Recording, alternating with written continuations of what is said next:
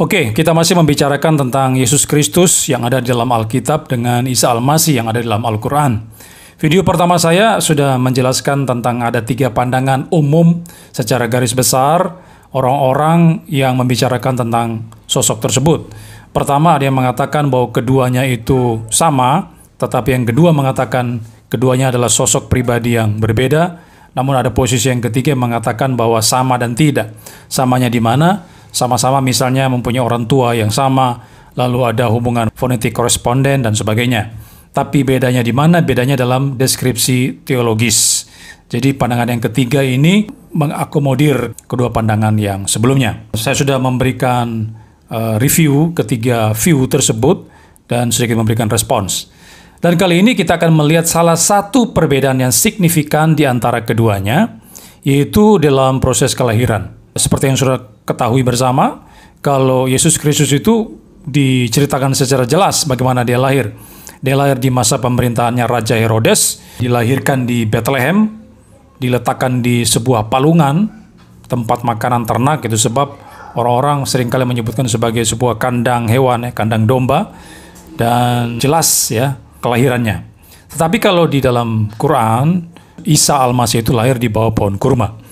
Misalnya saudara bisa membaca dalam Quran surat Maryam ayat 23. Nah, ini salah satu perbedaan yang mendasari orang-orang mengatakan bahwa keduanya itu adalah sosok yang berbeda, tidak sama. Sekarang kita akan melihat pandangan tentang Isa yang lahir di bawah pohon kurma itu sejak kapan itu ada. Memang Quran mencatatnya, tapi apakah sebelum Quran mencatatnya, apakah cerita tentang hal tersebut sudah ada dan berkembang? Di mana dan di mana tertulis? Nah, teman saya Jimmy Jeffrey MTH akan memberikan ulasannya terkait tentang hal ini, dan dia sedikit memberikan komparasi antara Injil-Injil kanonik dan juga Injil apokrif, kemudian ada Quran. Jadi yang terlebih dahulu ditulis jelas adalah Injil-Injil kanonik, kemudian Injil apokrif, lalu kemudian ada penulisan Quran di abad yang ke-7. Dan Pak Jimmy akan memberikan sedikit gambaran kepada kita tentang isi daripada beberapa Injil apokrif yang ternyata juga memiliki kemiripan dengan narasi yang diberikan oleh Quran surat Maryam 23, walaupun tidak mirip 100%, tetapi bahwa kehadiran atau kelahiran Isa di bawah pohon kurma itu juga disinggung dalam Injil-Injil apokrif. Apakah memang ada korelasi ataukah pengutipan dari Quran terhadap Injil apokrif? Kita tidak tahu itu, dan kita tidak perlu mencari tahu. Itu adalah imannya teman-teman Muslim. Tetapi kita akan melihat sedikit gambaran tentang hal tersebut. Rupanya sudah ada sebelum Quran ada, yaitu di Injil-Injil apokrif yang bukan merupakan Injil yang kanonik ya. Injil apokrif itu bukan Injil kanonik. Nah, mari kita simak ulasannya dan silakan saudara menentukan pendapat saudara masing-masing. Ya, baik. Kesempatan ini saya akan membahas topik ini, Natal di bawah pohon kurma, dengan subtopik kajian historis kisah Natal dalam Injil apokrif.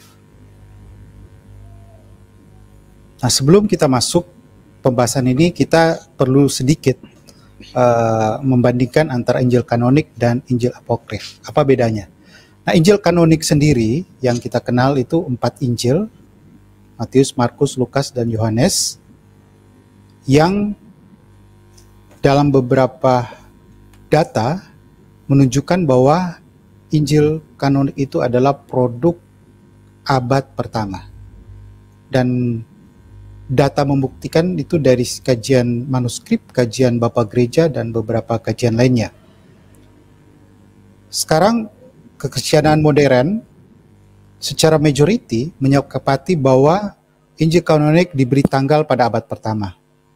Memang pada era-era sebelumnya, pada masa-masa munculnya liberal, sejak the first quest of Jesus, dari era-era Bultmann, Strauss, dan sebagainya, atau dikenal dengan kontingen dari Tübingen, mereka menempatkan bahwa Injil kanonik itu pada abad kedua, bahkan ketiga. Tapi setelah penemuan manuskrip yang oleh scholar diberi tanggal penemuan manuskrip itu abad kedua, maka pendapat-pendapat yang mengatakan bahwa Injil kanonik itu ditulis pada abad kedua ketiga akhirnya gugur dengan sendirinya, dan saat ini secara majoritas sudah tidak dipegang oleh umumnya keyakinan modern, kecuali beberapa sarjana bahkan teolog tertentu yang tidak ikuti perkembangan. Jadi mereka masih menggunakan data-data lama bahwa Injil kanonik itu produk abad 23. Nah, dari Injil manuskrip, misalnya P52 itu potongan dari Injil Yohanes yang oleh scholar diberi tanggal sekitar tahun 125. Misalnya itu dalam buku Allen and Allen, Kurt and Barbara Allen, dalam bukunya, salah satu buku standar kajian kritik teks, The Text of New Testament, dari kajian manuskrip tulisan-tulisan kuno, itu scholar secara umum menempatkan pada tahun sekitar 125 sampai 150. Nah, itu manuskripnya, bukan autografnya. Yang artinya autograf itu sudah ada sebelum manuskrip yang sudah ditemukan. Dan itu merujuk pada abad pertama. Kemudian dari data-data Bapak Gereja, mulai dari era Bapak Apostolik. Jadi kalau era Bapak Apostolik itu mereka adalah murid-murid dari para rasul. Kalau dalam teologi Islam itu tabiin, itu murid dari para sahabat. Nah, mereka ini sudah memberi petunjuk tentang eksistensi Injil kanonik dalam beberapa kutipan langsung maupun tidak langsung. Nanti pada abad kedua mulai dilakukanlah kanonisasi. Jadi kanonisasi itu sebenarnya dokumen-dokumen Injil yang ada, yang tersebar, itu kemudian disatukan dalam sebuah list. Dan memang dari beberapa gereja ada beberapa perbedaan list, tetapi majority bapak-bapak gereja itu mendaftarkan 4 Injil kanonik. Salah satunya Irenaeus. Nah, ini Irenaeus menyebutkan tentang Injil Matius, Injil Markus, Lukas, dan Yohanes. Dan dituliskan oleh nama-nama mereka itu. Nah, khusus untuk Markus, dia menuliskan berdasarkan kesaksian dari Petrus. Itu ada referensinya seperti ditulis oleh Eusebius. Nah, intinya Injil kanonik adalah produk abad pertama yang ditulis oleh para rasul atau murid-murid para rasul, masih di era hidupnya saksi mata. Lalu apa yang terjadi kemudian pada abad kedua, pada waktu para saksi mata sudah meninggal semua? Pada saat itulah muncul Injil-Injil apokrif. Dokumen yang paling spektakuler itu penemuan di padang gurun Mesir, terkenal dengan Denak Hammadi, atau disebut juga Denak Hammadi Library, berisi kumpulan Injil-Injil apokrif yang di dalamnya.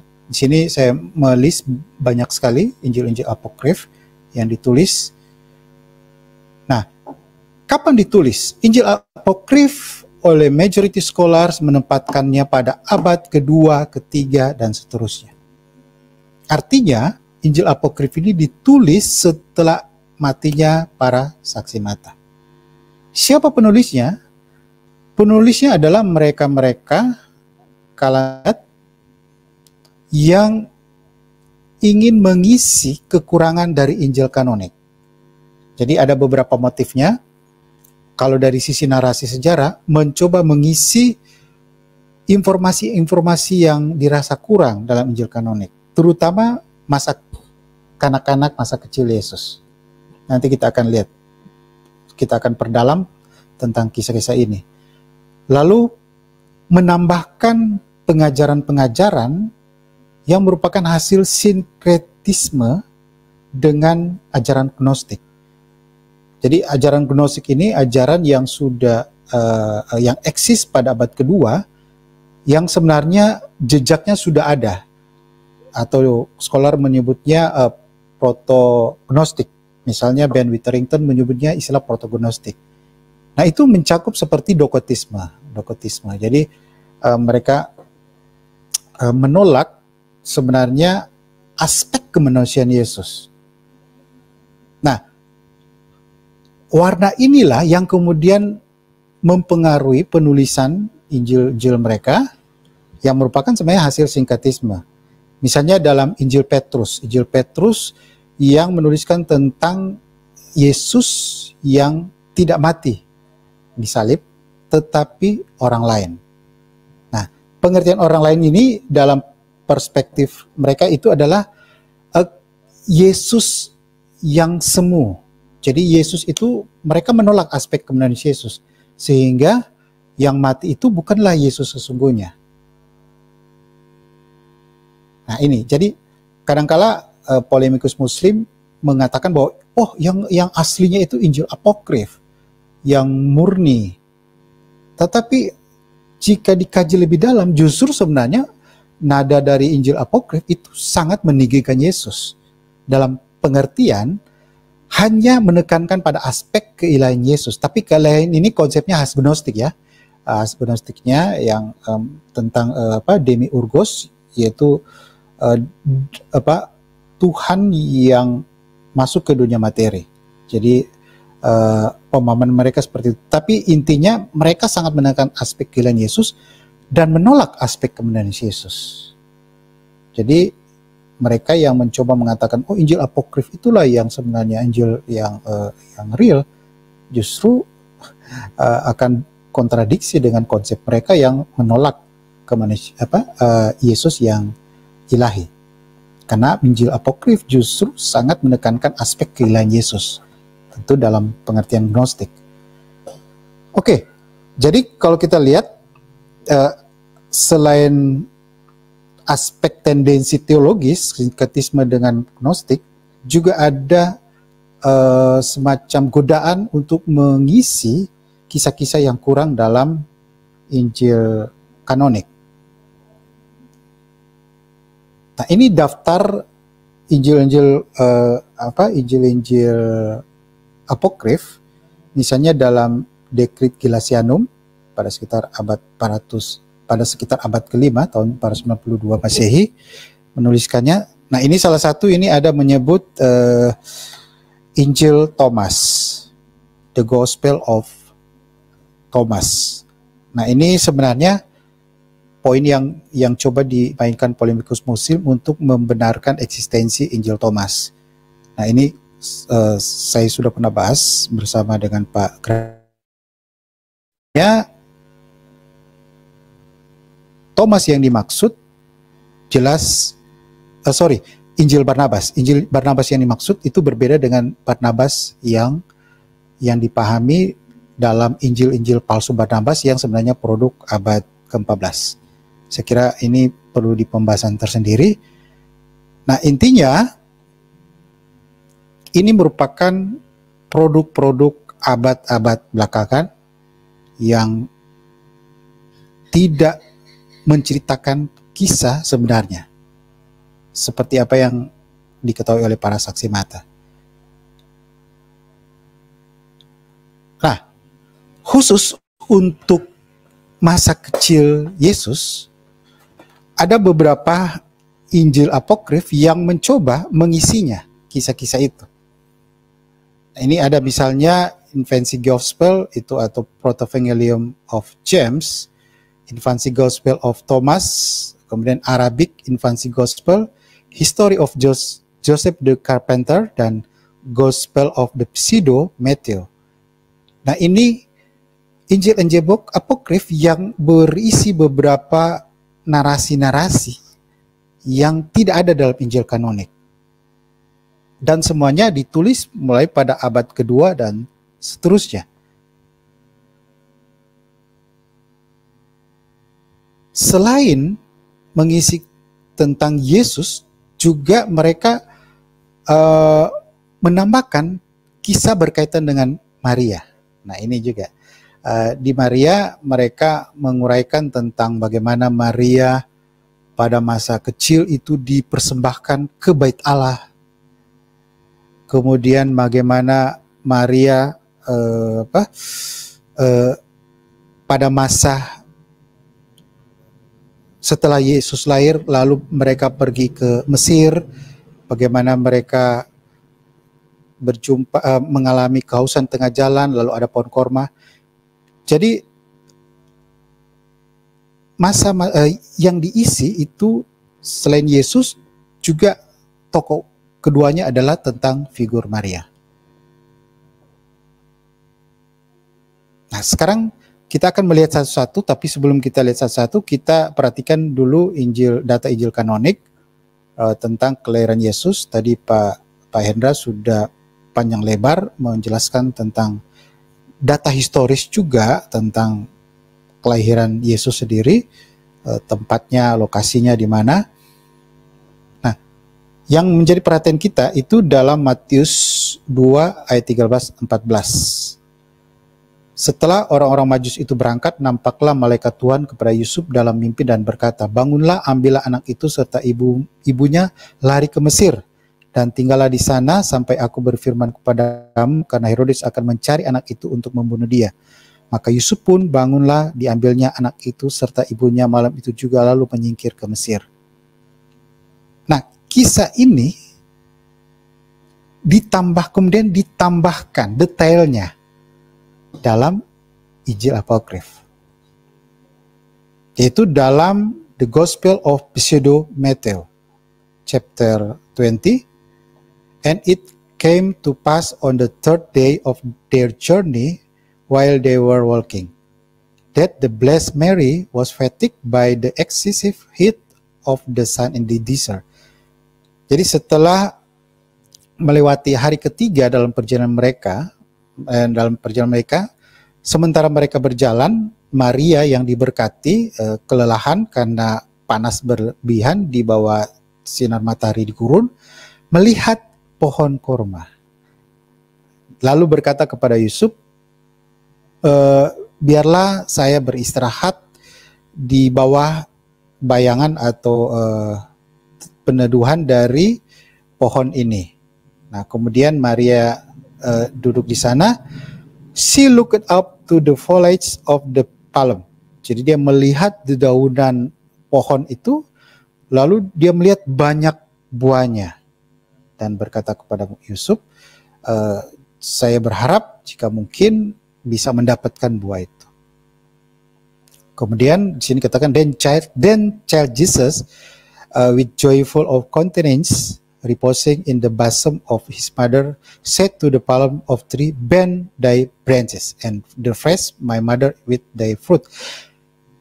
Kemudian Yesus kecil, anak Yesus itu dengan wajah penuh gembira saat berada di pangkuan ibunya, berkata pohon korma itu, "Hai pohon, tekukanlah batangmu, cabangmu, segarkanlah ibuku dengan buahmu."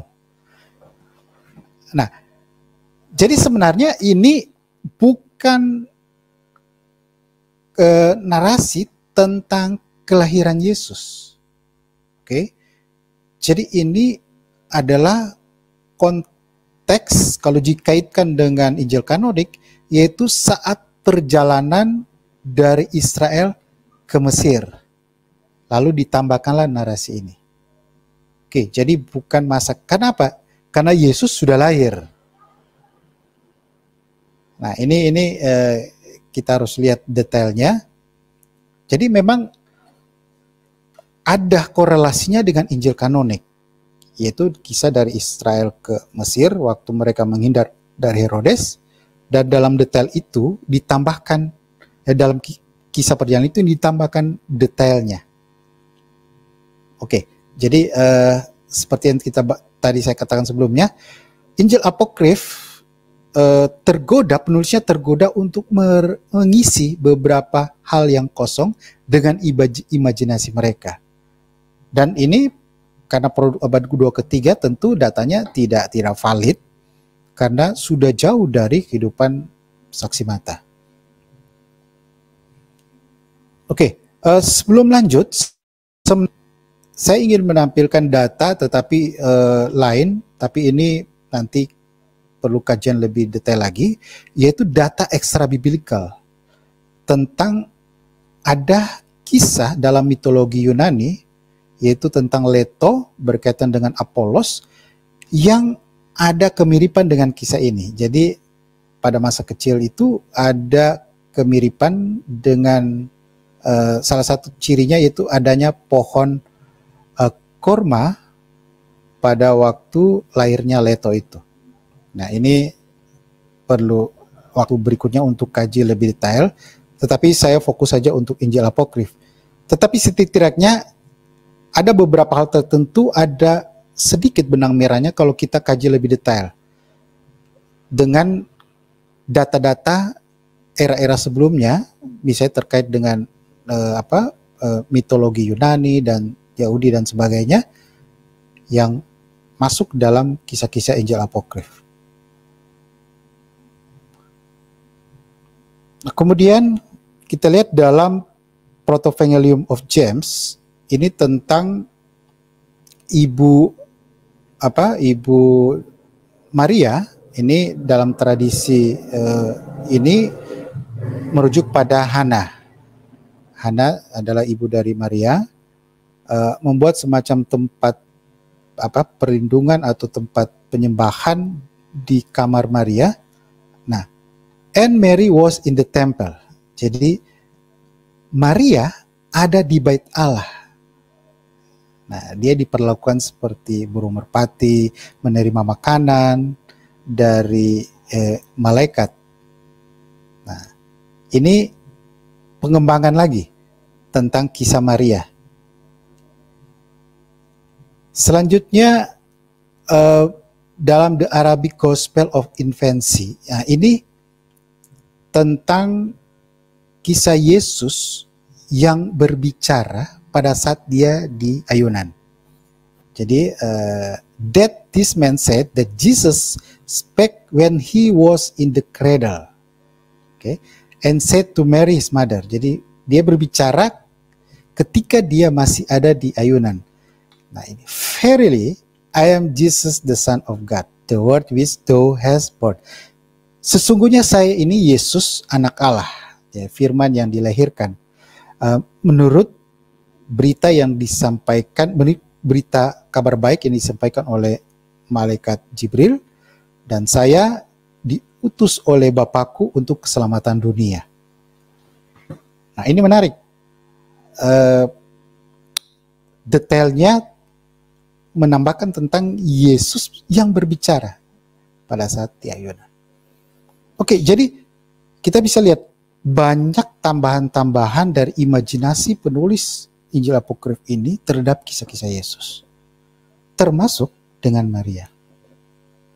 Oke, nah, sebagai studi komparatif, ternyata ada sepertinya kemiripan. Dan ini ada dalam catatan Quran, misalnya dalam Quran Maria 23, maka rasa sakit akan melahirkan anak memaksa ia dalam kurung bersandar pada pangkal pohon korma, dan dia berkata, aduhai alangkah baiknya aku mati sebelum ini, dan aku menjadi barang yang tidak berarti lagi dilupakan. Dan goyanglah pangkal pohon korma itu ke arahmu, niscaya pohon itu akan menggugurkan buah yang masak kepadamu.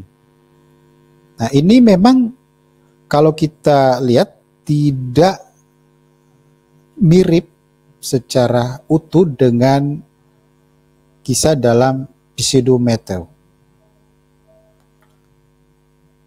Tetapi kemiripannya terletak pada pohon korma. Nah, ini memang saya nggak tahu sumbernya dari mana, tetapi yang jelas ditulis Quran pada abad ke-7, jadi sekitar 600 tahun dari kisah di abad pertama. Kemiripannya pada pohon kurma, tetapi dalam narasinya Quran memberi kesan bahwa saat itu Yesus, anak itu belum lahir, karena masih dalam keadaan sakit bersalin.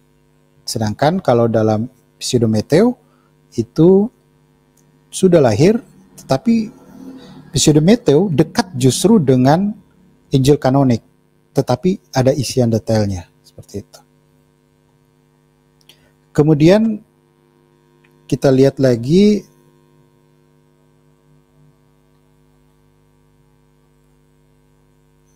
Maria dan Bait Allah. Nah, ini dalam Ali Imran 37, setiap Sakaria masuk untuk menemui Maryam di mihrab. Nah, ini mihrab ini ceruk atau tempat yang khusus, itu biasanya di masjid, tempat imamnya yang memimpin peribadatan, memimpin ibadah. Nah, ini kalau kita lihat dikaitkan dengan Bait Allah. Jadi Maryam berada di Bait Allah. Nah, jadi agak ada seperti kemiripan dengan Protevangelium James, yaitu dua-duanya Maryam itu berada di Bait Allah. Tetapi kemiripan lagi itu dia mendapat pelayanan makanan. Nah, sini kalau dalam Protevangelium dikatakan malah dari Jibril, sedangkan dalam Quran dikatakan makanan itu dari sisi Allah. Nah, ini sepertinya lebih mirip antar Protevangelium dengan Ali Imran. Tetapi kalau antar Pseudo-Matthew dengan Quran, miripnya di kata kunci pohon korma, tetapi konteksnya agak beda. Kemudian Yesus berbicara saat bayi. Nah, ini agak mirip juga dengan The Arabic Infancy Gospel, yaitu sama-sama bayi Yesus, anak Yesus yang kecil itu berbicara di ayunan. Tetapi perkataannya agak sedikit berbeda karena dalam Quran menekankan ada kata dia memberiku Injil dan menjadikan aku seorang nabi. Sedangkan, nah ini seperti yang sudah katakan, sedangkan dalam The Arabic Gospel Infancy itu lebih menyatakan kesan keilahian Yesus. Jadi sesungguhnya aku ini anak Allah, firman yang dilahirkan. Jadi tidak ada penekanan pada nabi, sedangkan Quran lebih menekankan pada nabi. Nah, ini saya kira perbandingan saya tidak bisa simpulkan bagaimana sumber dari Quran itu silakan, karena itu sudah ranah keyakinan dari Muslim. Tetapi yang jelas dari perspektif kekristenan bahwa narasi yang sesungguhnya terjadi itu seperti dalam Injil kanonik dan tidak seperti dalam data-data di luar Injil kanonik. Nah, sebagai penutup, saya sedikit mengutip dari tulisan Bambang Mursena dalam The History of Allah. Dia katakan gini, di sekitar kota dagang Mekah, sekte-sekte Kristen lebih merujuk pada semacam tarkum Kristen dalam bahasa Arab. Nah, ini kalau sekte-sekte ini kalau kita pakai ini ada sekte Nazaren atau sekte Ikhwanit atau juga mungkin Nestorian. Nah, kemudian di sini katakan bahan-bahan polemik ini justru sebagian besar menjadi muara kritik Al-Quran dan gambarannya mengenai tokoh Isa dalam kekristenan. Lumayan pula jumlah ayat-ayat dalam Quran yang malah sejajar dengan buku-buku apokrif. Nah, ini memang oleh scholar dilihat ada kemiripan seperti itu. Dan ini memang bagi mereka penggiat sejarah silakan mengkaji apakah memang ada hubungan keterkaitannya atau tidak. Nah, ini silakan dikaji sendiri antara Injil kanonik, apokrif, dan Quran hubungannya. Tetapi yang jelas khusus untuk kanonik dengan Injil apokrif itu saya sudah jelaskan bahwa Injil apokrif itu merupakan hasil sinkretisme dari penulis-penulis Gnostik dengan kekristenan dan mereka yang berimajinasi dengan mengisi beberapa hal yang kurang, yang menurut mereka kurang dalam kisah-kisah, terutama kisah-kisah masa kecil Yesus dan juga Maria. Oke, demikian. Terima kasih. Baik, terima kasih Pak Jimmy. Tadi sudah mengkaji dari sisi ekstra biblika, meninjau daripada Injil-Injil apokrif. Di bagian awal Pak Jimmy membandingkan antara penulisan Injil kanonik yang di abad pertama ditulis oleh para rasul dan ada saksi mata di sana. Tapi kalau kita melihat apokrif itu ditulis setelah para saksi mata sudah tidak ada lagi, sekitar abad kedua, ketiga, dan seterusnya. Lalu Pak Jimmy menyinggung tentang masa kecil Yesus yang ternyata juga dicatat di dalam Injil-Injil apokrif, seperti infansi Gospel of James, of Thomas, dan sebagainya. Pak Jimmy mengutip Quran surat Maryam 23 yang ternyata juga menyinggung adanya pohon korma yang kelihatannya kok mirip seperti yang diceritakan di sana. Nah, apakah kemungkinan itu dikutip dari sana? Kita tidak tahu, itu ranah iman daripada teman-teman kita di Muslim.